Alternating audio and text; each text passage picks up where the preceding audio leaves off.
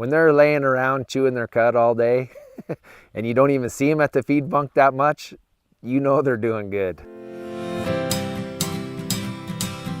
My name is Mark McMillan, and we're here at Adrian Cattle Company right outside of Soap Lake. At this spot right here, we have about 1,000 head on feed of starter calves. We feed them till they weigh about 900 pounds, and a lot of the small operations, this is where they bring their cattle.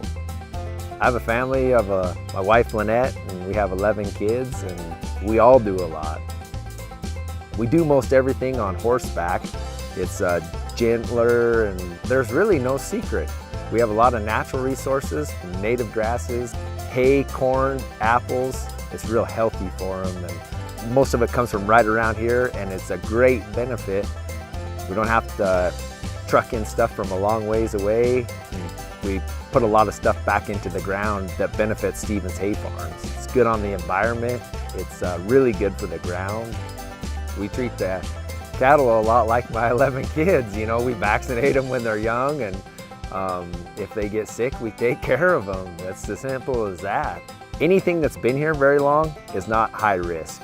They're a high risk situation when they're the first 30 days.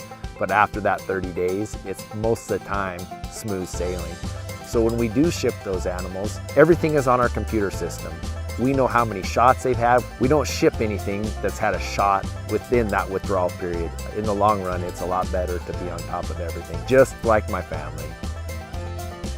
We're kind of a mom and pop type of deal here. It's hard work, it's long work, but we love it.